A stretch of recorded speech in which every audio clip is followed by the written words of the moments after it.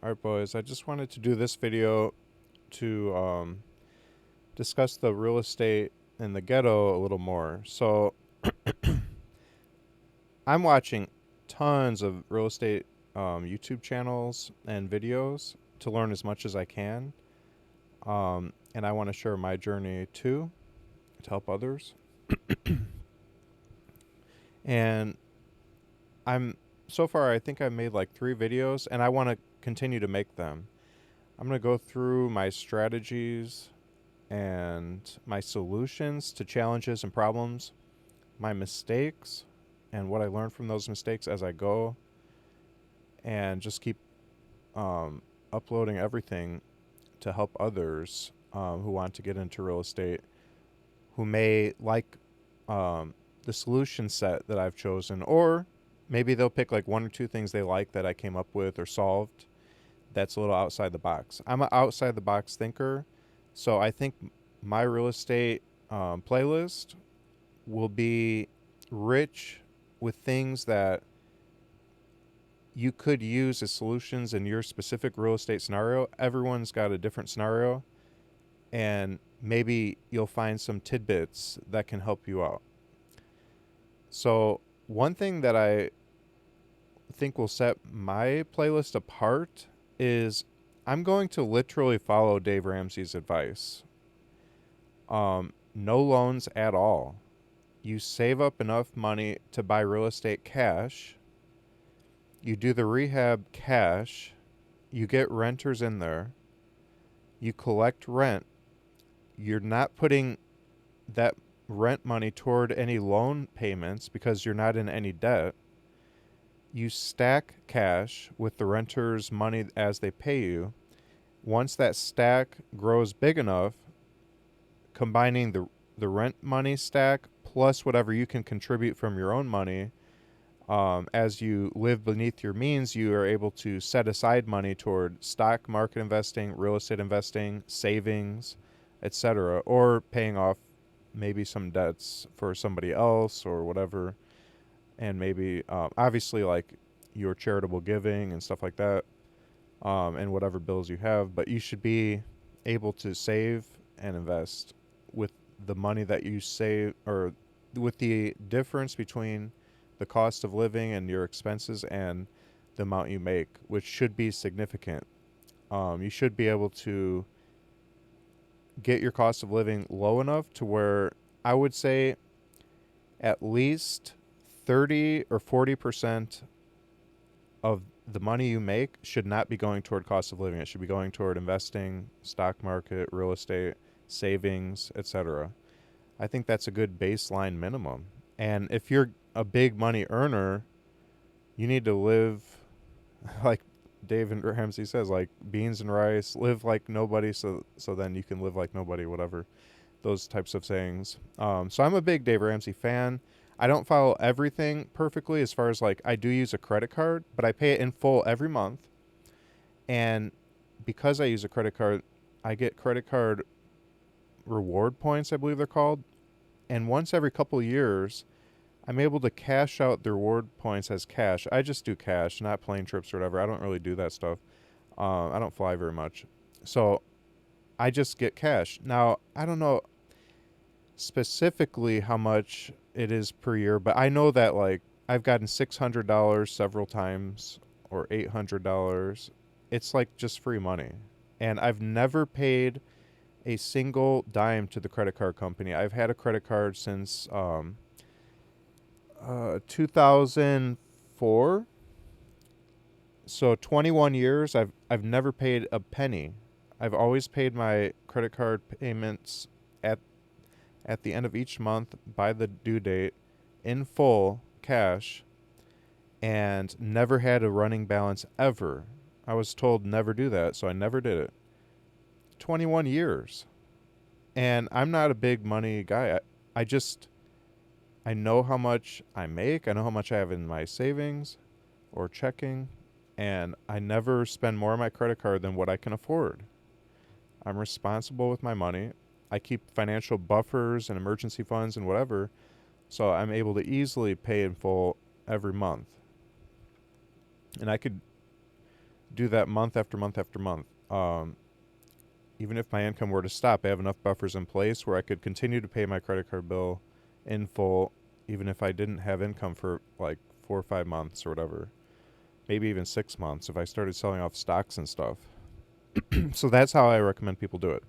So, anyways, that's one diverging way I go separate from Dave Ramsey. Although I agree that if you don't have financial discipline and you lack self control, you should not have a credit card. Um, Aside from that, the debt snowball thing, I'm all for it. My wife and I did it. We got out of all of our debt except her student loans. We have a little bit left, but we handle our finances separately, which I differ on Dave Ramsey too. He says you have to combine with your wife. I disagree. My wife's more of a spender. I'm more of a saver. It would stress me out to have her on my credit card. She potentially could just start racking up bills and us not paying it by the end of the month or whatever. It would just stress me out to no end. Um, and we also have had friendly competition together. So basically, like, we each have a Smarty Pig account, which is like a checking account online where you create savings goals, and each savings goal is its own mini checking account within a umbrella checking account called your Smarty Pig account. So you create like I've got like 50 Smarty Pig goals, and you can set up recurring contributions to each goal. And it's a very easy to use interface, and it's a great way to save money and a great way to just kind of earmark money for certain things that are long term and short term, just so that you don't spend that money and you can actually say to somebody, I'm broke, because all of your money is already earmarked and set into specific funds that you can't touch. That's the whole point of Smarty Pig, is you put it in a piggy bank, and that bank only opens when that specific savings target, you're spending it on that. So if you have a vacation fund, you don't get to use that money to buy a boat. If you have a medical emergency fund, you don't get to use that money to do a real estate deal. Everything is earmarked. And I've got like 50 goals in there. So my wife and I both have Smarty Pig accounts, and we had a fun challenge, like whose Smarty Pig is growing the fastest and stuff like that. So it kind of like incentivizes both becoming savers, which she needs, and it helps me too to try to compete with her to try to save more and cut costs more. So it's been healthy in that regard. And we have a shared Google document spreadsheet where we each have our budgets, our monthly budget breakdown, and we get to see one another's budgets and comment on it and suggest changes to one another's budgets and copy one another's strategies on our budgets, so that we both have peace about what the other person is doing with their money. So we operate independently, which brings more peace. Dave Ramsey's all about financial peace. I wouldn't have financial peace, somebody else's name on my checking. No. I wouldn't have financial peace about somebody who's a big spender having access to my credit card. No. So he's teaching financial peace. I don't think that's financially peaceful. If they were a bigger saver than me, it still might not be financially peaceful, because then I would feel like I can't buy the tool. Like if I am doing a rental property investment, I can't buy a chainsaw if my wife is such a big saver that she says, no, you need to just use a handsaw. A chainsaw is too much money. That would take away peace, because I would feel I need the right tools to get the job done in a timely manner and not get too sore that I can't work the next day or whatever by trying to handsaw everything. So I have to sometimes spend a little more for certain things. So that wouldn't be peaceful to me. I need that independence. I earn my money. I deserve to be able to make good financial decisions without somebody having too much control. They can have input, we can compromise and stuff like that, but to be joint accounts would just stress me out. So we did not do that. So we're different on that. Um, I think he does not want anybody going to college and taking a student loan. My wife did. So we diverged on that. I didn't try to stop her from that. I just let her do it. And she's now got a great job because of it as a therapist. So we diverged on that a little bit. But the 6-month emergency fund and stuff like that, I agree with. The baby steps, I agree with. Um, Although, another place I diverge with Dave Ramsey is he says get out of all debt before you even do the 6-month emergency fund and before you do any investing. Um, I disagree with that. I need to have a big buffer for the financial piece. So when we had a lot of loans and stuff, I did not empty out all of my cash reserves in my business checking, my personal checking, my stock market funds, none of that. I continue to contribute to my savings and investments, but divert a sizable chunk of my monthly income toward debt paydown. So I aggressively did it in a way that didn't stress me out. I like to have buffers upon buffers upon buffers so that I've got cash reserves and I've got also certain things I need to buy being saved up for in my Smarty Pig goals or whatever.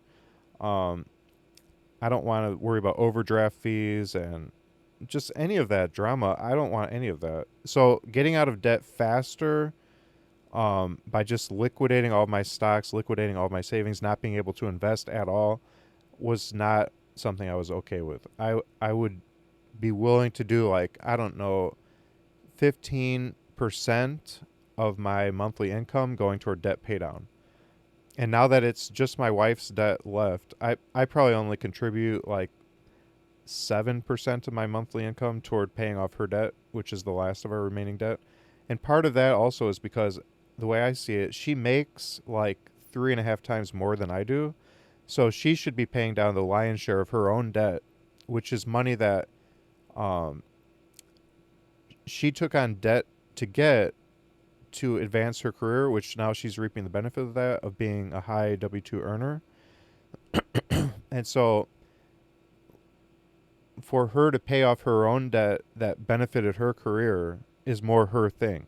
I'm just a contributor as a partner and teammate, but it's not my responsibility flat out. It's just something it's like a charitable contribution in my sight. It's not the same as paying down your own personal debt. And I'm not linked to her financially like Dave Ramsey suggests, is just like you're one entity financially. I don't treat it that way.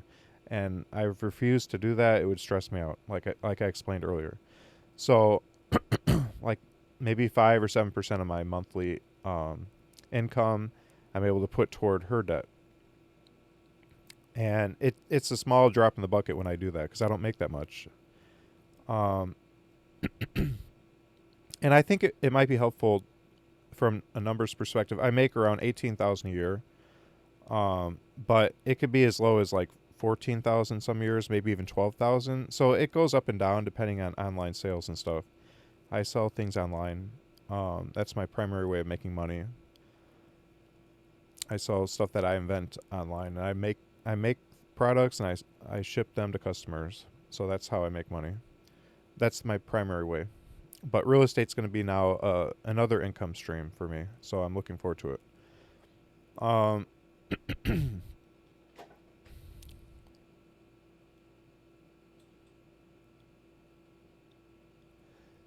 but I think Dave Ramsey's approach to real estate is really, a lot of people agree with a lot of his stuff, but they think that it's like a weak approach to real estate, that leverage is key and you can scale faster with leverage and stuff like that. And they downplay the financial piece of not having debt.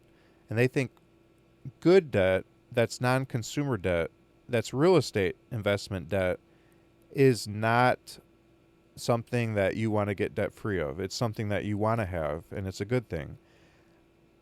I'm open to understanding that perspective and continue to understand how they run the numbers and learning about it and stuff like that. But in the foreseeable future, I have no interest in doing that myself.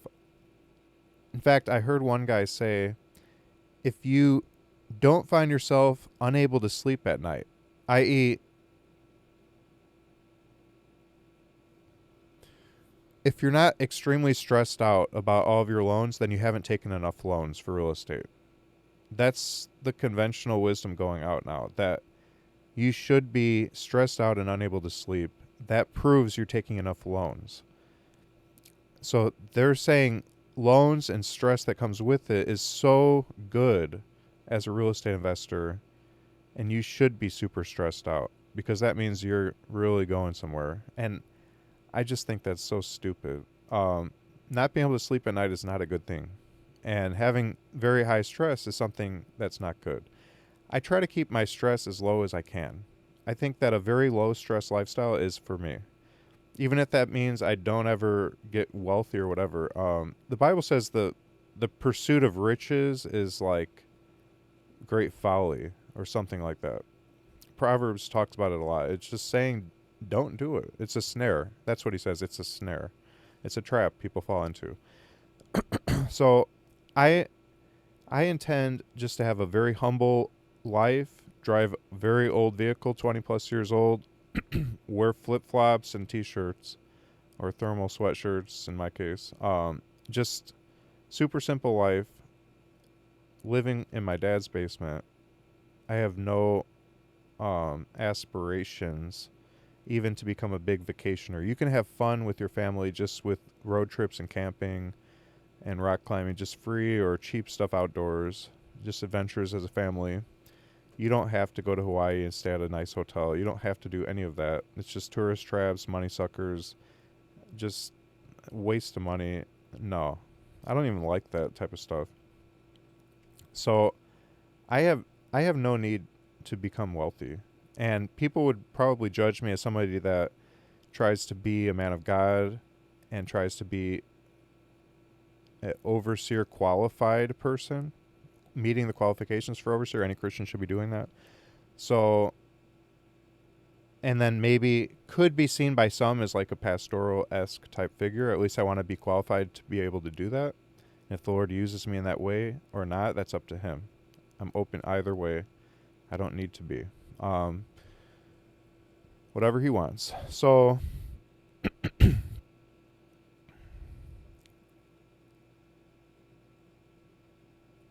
I just see it as a way to diversify your savings and investments. The Bible teaches about using your talents and not burying them, but getting a return on them. So I want to invest my money and get a return.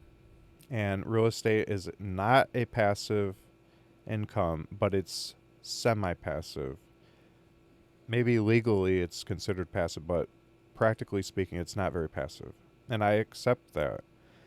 But that's also why I don't really want to necessarily expand very quickly or very huge, because I don't want to lose all of the free time that I try to hold on to be able to pursue creative pursuits, inventing things, robotics, stuff like that.